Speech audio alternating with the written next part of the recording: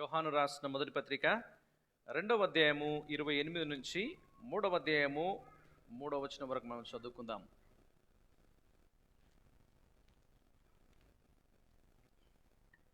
బహుశా ఇక్కడ ఉన్నవారు మీరు అనుకోవచ్చు, ఏంది 3వ అధ్యాయం కంప్లీట్ చేసి 2వ అధ్యాయం కంప్లీట్ చేసి 3వ అధ్యాయంలో పోవచ్చు కదా, మళ్ళీ మీది వచనం ఎందుకు పట్టుకున్నాడు అని అంటే, మీరు ఆలోచించండి. బైబిల్ రాయబడినప్పుడు ఇవన్నీ కూడా బైబిల్ రాయబడినప్పుడు వచనాలు అధ్యాయాల రూపంలో రాయలే, వాళ్ళు జస్ట్ అట్లా రాసుకుంటూ పోయిరు.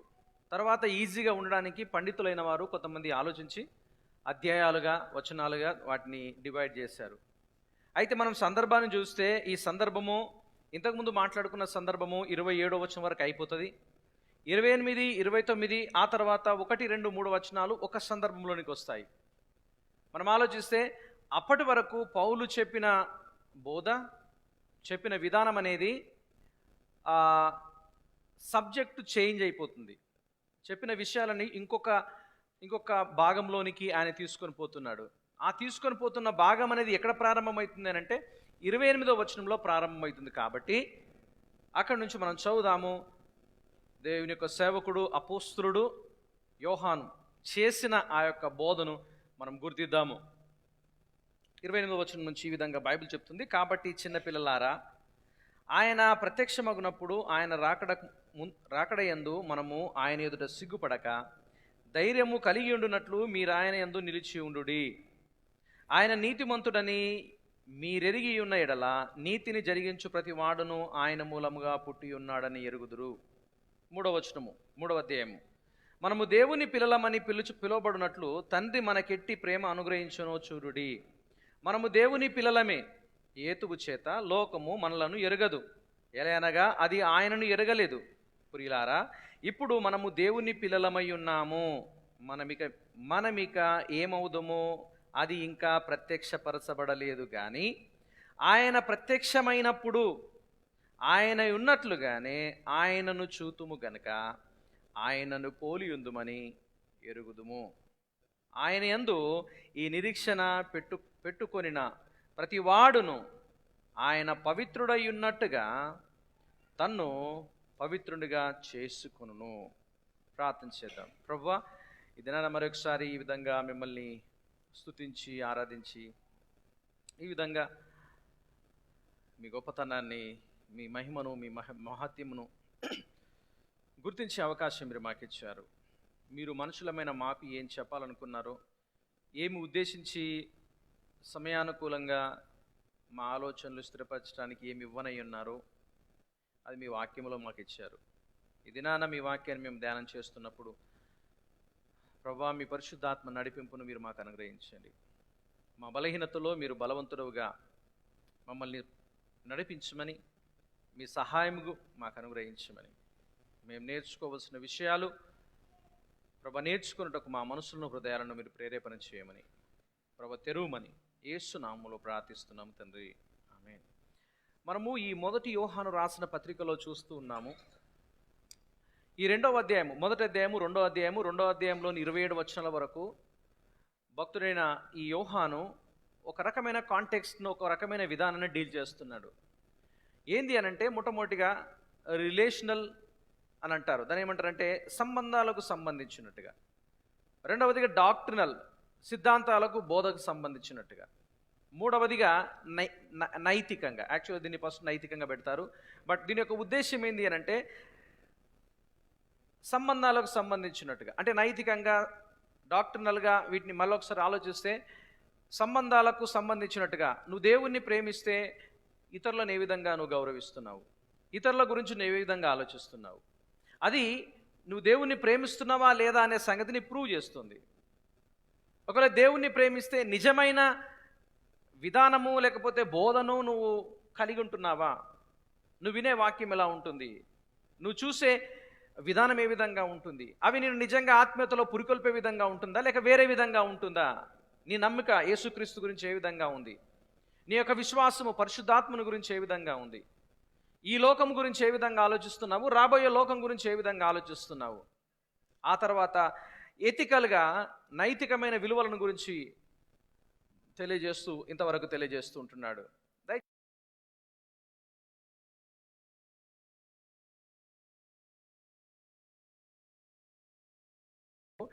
క్రైస్తవుడు క్రీస్తు విరోధి క్రైస్తవుడు అనే ఒక టాపిక్లో 2 వారాలు మనం చూసాం. ఏమిటి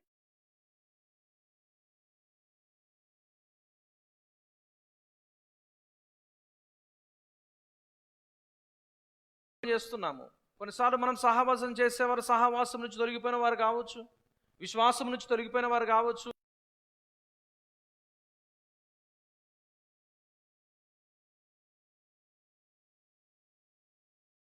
మరొకసారి రివ్యూ చేస్తున్నాను. క్రైస్తవుడు మోసపోకుండా ఉండాలంటే దేవుని యొక్క వాక్యాన్ని, సిద్ధాంతాలను ముందు చెప్పాను, సిద్ధాంతం గురించిన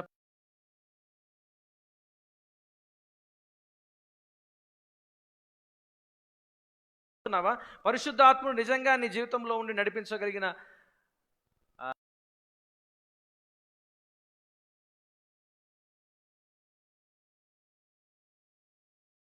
అదేవిధంగా పరిశుద్ధాత్మలో నిలిచి ఉండాలి. నిలిచి ఉండమంటే జీవిత విధానము వాక్యానుసారంగా కలిగి ఉండాలి.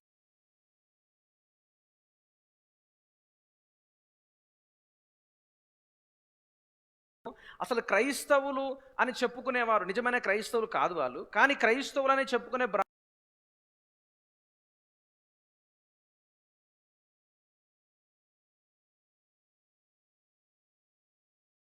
ప్రకాశించాలి. అంత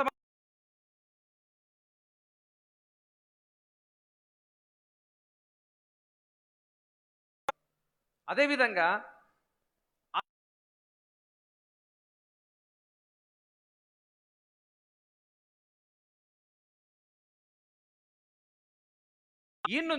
ఇక్కడి నుంచి ఒక కొత్త సిద్ధాంతాన్ని, కొత్త విషయాలను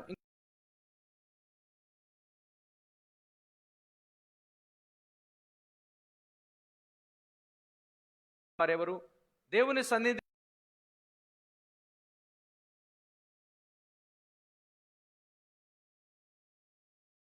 ఈ 28వ వచనం నుంచి దేవుని పిల్లలంటే ఎవరు?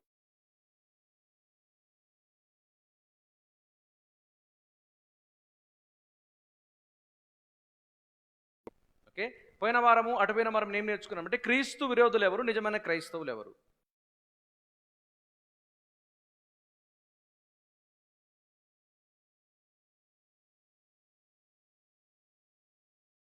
ఉంటే చేసి చూస్తే ఎవరు క్రైస్తవులు?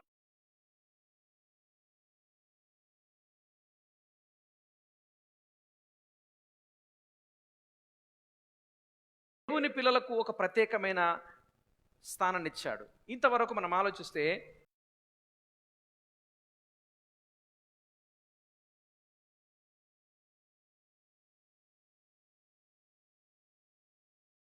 సారిగా ఈ భక్తుడు మనకు ఇంట్రడ్యూస్ చేస్తున్నాడు, తెలియజేస్తున్నాడు. దేవుని యొక్క వాక్యంలో చూస్తే ఈ పదము పదే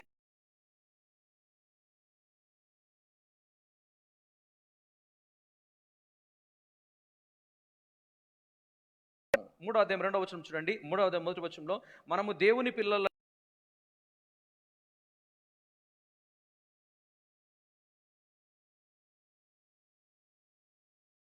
ప్రతివాడు. 4వ అధ్యాయం 7వ వచనము, ప్రియులారా మనం ఒకరికొకరు ప్రేమింపగలమనగా దేవుని మూల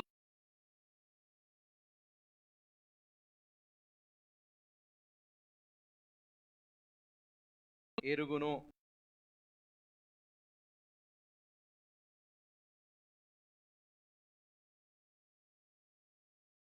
దేవుని మూలంగా పుట్టినవాడు. 4వ వచనము, దేవుని మూలం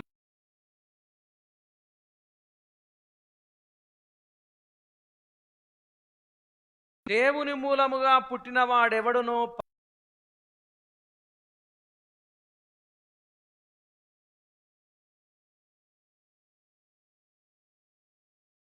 అంటే ఇక వాక్యంలో చూడండి, ఇది ఎవరినో ఉద్దేశించి మాట్లాడతలేదు.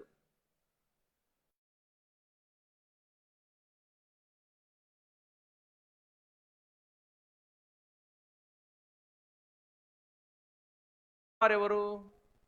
క్రీస్తు నుంచి పర్మనెంట్గా దూరమైపోయిన వారెవరు అనే సంగతి తెలియజేస్తూ, మరి దేవుని సంబంధులు ఎవరు? క్రీస్తు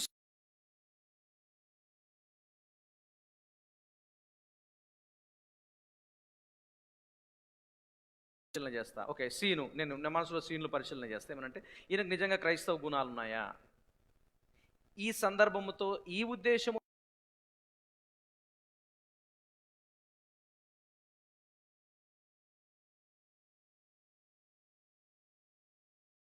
నువ్వు పరిశీలన చేసి వాళ్ళు క్రైస్తవులా కాదా అనే విషయానికంటే నిజంగా మీరు క్రైస్తవులా, మనము క్రైస్తవులా, ఇలాంటి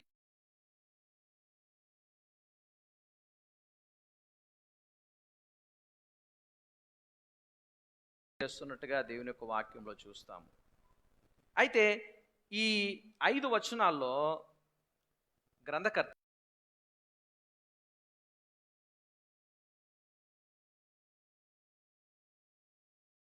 క్రైస్తవులు ఈ 5 రకాల గుర్తులను నువ్వు చూసినప్పుడే వారిని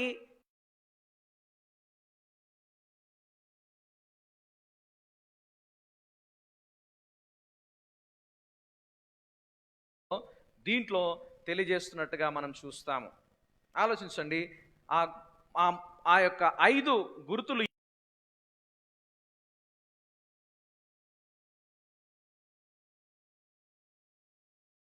నూతన జన్మ అనుభవం కలిగి ఉంటాడు. 29వ వచనంలో 29వ వచనం చూడండి.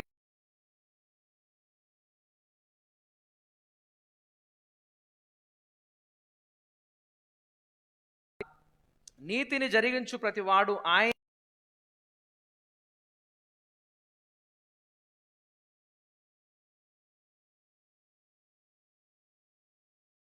నిజమైన క్రైస్తవుడు నూతన జన్మతో, రక్షణానుభవముతో, దేవుని మూలముగా పుట్టినాడు అనే ఒక పదము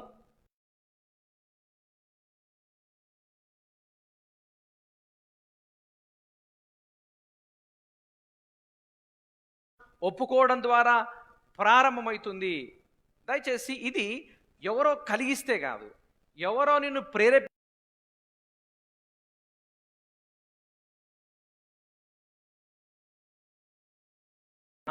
మాటలు విన్నప్పుడు, వాక్యం విన్నప్పుడు, ప్రసంగాలు విన్నప్పుడు, బోధ విన్నప్పుడు దేవుని ఆత్మ మిమ్మల్ని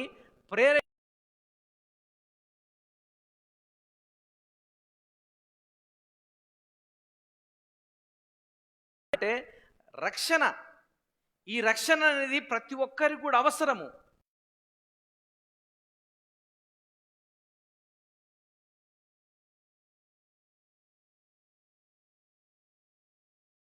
దానికి ఆయన లోకంలోనికి పంపాడు. దేవుని యొక్క సువార్త ప్రతి చోట కూడా ప్రకటింపబడాలి. ఎందుకంటే ఈ యొక్క రక్షణ సువార్త అనేది రక్షణ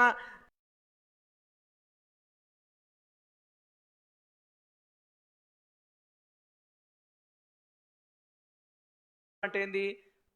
మనం ఈ లోకంలో జన్మించినాము, అది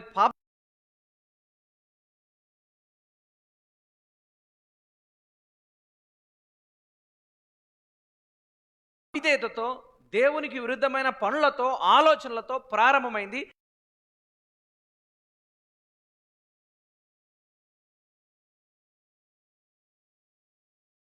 పైనుంచి వస్తుంది.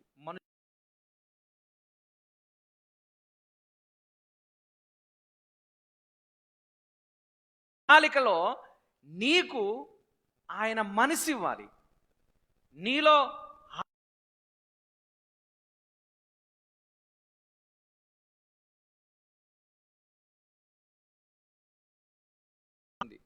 పశ్చాత్తాపంతో ప్రారంభమవుతుంది.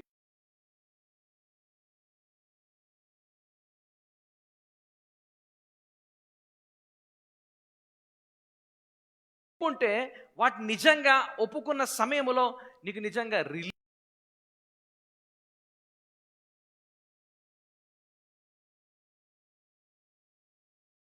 తర్వాత జీవితంలో, తర్వాత దినాల్లో ఇది కనిపించిందా? బైబిల్లో మీరు చూడండి, తీతుకు రాసిన పత్రికలో ఇది ఏ విధంగా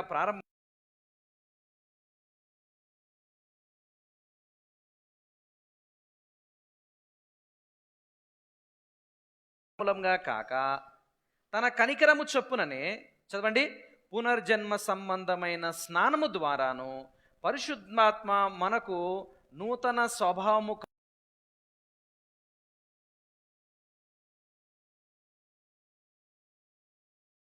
పునర్జన్మ సంబంధమైన స్నానం అంటే ఇక్కడ మీరు తప్పుగా అర్థం చేసుకోవద్దు. చాలామంది అనుకుంటారు బాప్తీసం తీసుకుంటే అది స్నానం అని. బాప్తీసం మనుషుల్ని ఎప్పుడు రక్షించదు. రక్షింపబడినావు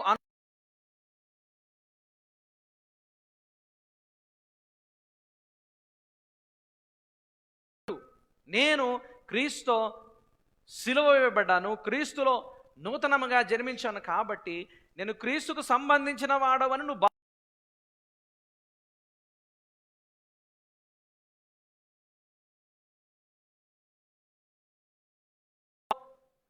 ఒప్పుకొని, పాపములు ఒప్పుకొని స్వీకరించడము. ప్రియ దేవుని బిడ్డలారా, మీరు గమనించండి. యెహెజ్కేలు గ్రంథంలో ఒక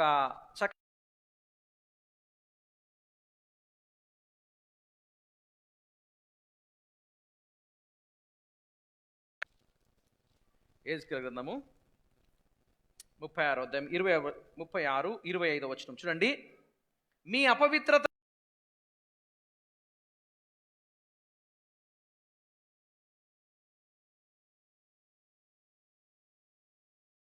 26 వచనంలో మనకందరికి బాగా తెలిసిన మాట, నూతన హృదయాన్ని మీకు ఇచ్చేదను, నూతన స్వభావమును మీకు, రాతి గుండె మీలో నుండి తీసివేసి మాంసము గుండె మీకు ఇచ్చేదను, నా ఆత్మ మీ యందుంచి నా కట్టడలను అనుసరించు వారిని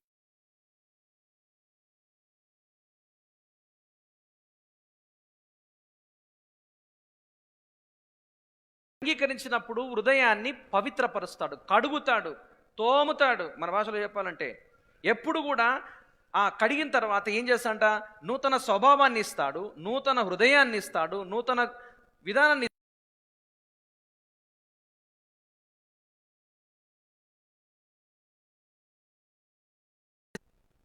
పరిశుద్ధాత్ముడు నీలోనికి వచ్చినప్పుడు, నీ పాపం నిమిత్తం ఒప్పింపజేసినప్పుడు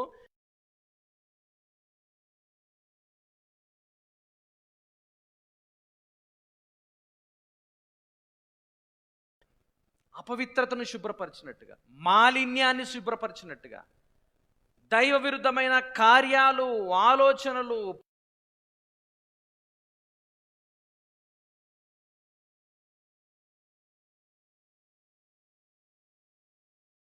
జీవితంలోనే ఆయన మాంసం గుండె పెట్టాడు. నా మాట ఏనండి.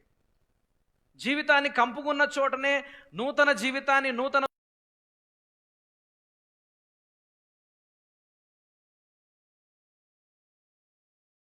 అంతా కూడా కక్కివేసే విధంగా, ఒప్పుకునే విధంగా ఆయన ప్రేరేపిస్తాడు.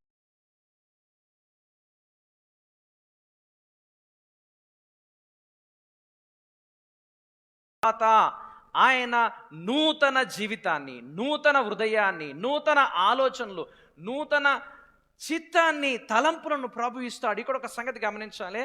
ప్రభువు నమ్ముకున్నాము, బాప్తిసం పొందుకున్నాము, చాలా దినాల నుంచి క్రైస్తవులుగా జీవిస్తున్నాము, కానీ మన ఆలోచనలో తేడా లేకపోతే, మన పనుల్లో మార్పు లేకపోతే, మన జీవిత విధానంలో నిజంగా దేవుని సంబంధులము అనే ఆలోచన, జ్ఞానము అలాంటి యొక్క తేడా కనిపించకపోతే నువ్వు రక్షింపబడినావనే భ్రమలోనే ఉంటున్నావు, కానీ అది నిజమైన రక్షణ కాదు.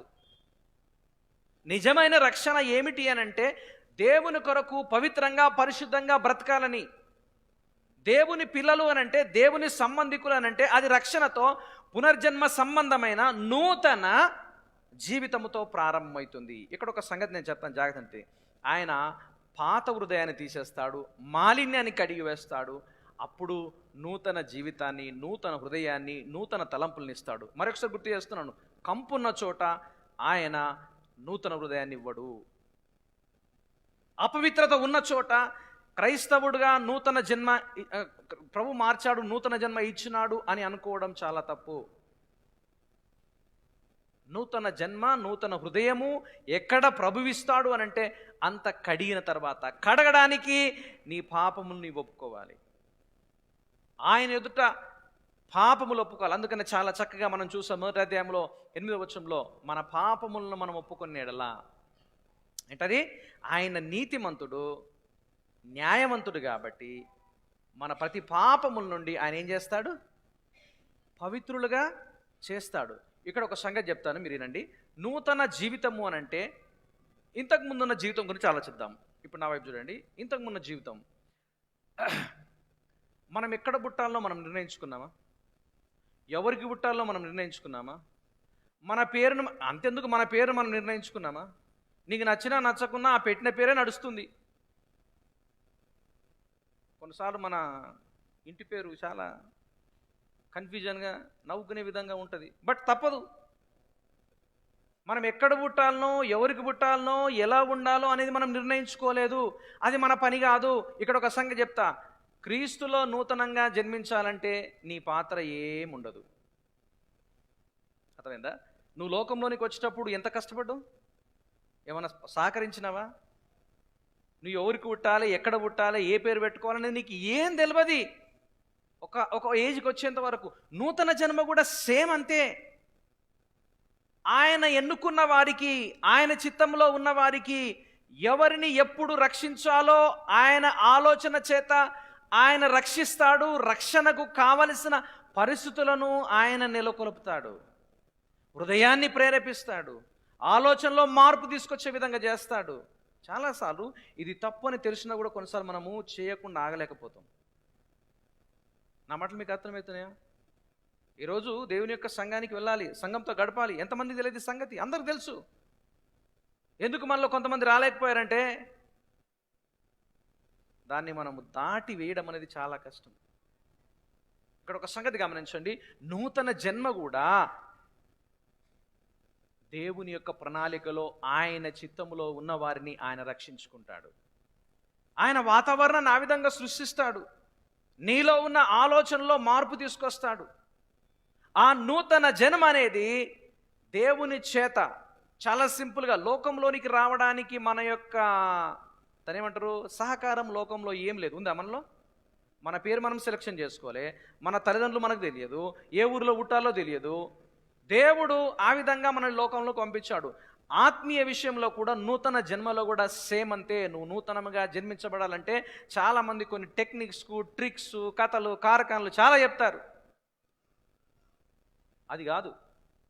కేవలము పాపములు ఒప్పుకొనడము, పశ్చాత్తాపడము, నీ జీవితాన్ని దేవుని దగ్గర బట్టబయలుగా నిన్ను నువ్వు చూస్తున్నట్టుగా దేవుడు కూడా చూస్తున్నట్టుగా గ్రహించటము. నూతన జన్మ అనుభవం అనేది ప్రతి ఒక్కరికి కావాలి, ప్రతి ఒక్కరిలో గుర్తించాలి. ఎందుకనంటే ఇది దేవుని బిడ్డలకు, మనం కాంటెక్స్ట్లో చూస్తే దేవుని పిల్లలకు ఉండవలసిన మొట్టమొదటి గుర్తు. నా మాట వినండి, నేను దీని గురించి పదే పదే ఎందుకు చెప్తున్నానంటే ఈ రోజుల్లో సంఘాల్లో ఉన్న చాలామందికి నూతన జన్మ గురించి తెలియదు, రక్షణ గురించి తెలియదు. చాలామంది బోధించేవారు కూడా ఈ నూతన జన్మ రక్షణ గురించి బోధించరు.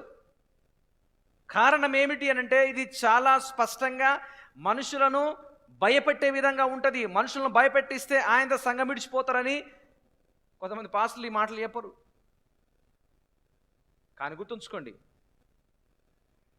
ఏదో సంఘంలోనే ఉంటూ నూతన జన్మ పొందిన, రక్షింపబడిన అనే భ్రమలో ఉంటూ ఒకవేళ జీవితాన్ని ఆ విధంగానే కొనసాగిస్తే ఒకానొక సమయం వస్తుంది, ప్రభు అంటాడు నీవెవరో నాకు తెలియదు.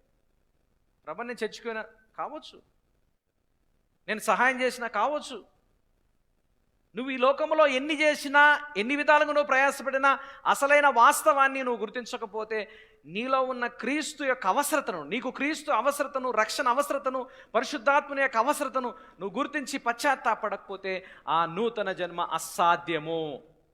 నా మాట వినండి, నూతన జన్మ అసాధ్యము అనే సంగతిని బైబిల్లో చూస్తాము. దేవుని పిల్లలకు మొట్టమొదటిగా ఉండవలసిన లక్షణం ఏమంటే నూతన జన్మ కలిగిన అనుభవం. నూతన జన్మ కలిగిన అనుభవము. రెండవదిగా బైబిల్లో మీరు చూసినట్టయితే 3వ వచనంలో చూస్తాం, 3వ అధ్యాయము 1వ వచనంలో దేవుని పిల్లలు అనే పేరు పెట్టాడు. ఏం పేరు? దేవుని పిల్లలు, చిల్డ్రన్ ఆఫ్ గాడ్, లేకపోతే చైల్డ్ ఆఫ్ గాడ్ అంటారు. దేవుని పిల్లలు అనగా నూతన జన్మ, నూతన పేరు. ఈ నూతన పేరు ఏ విధంగా వస్తుంది? ఆయనకు సంబంధించిన వారికి మాత్రమే వస్తుంది, ఆయన ఎన్నుకున్న వారికి మాత్రమే వస్తుంది, ఆయన రక్షించుకున్న వారికి మాత్రమే వస్తుంది. ఇప్పటి వరకు బైబిల్లో మనం చూసినట్లయితే మనకున్న పేరేం తెలుసా?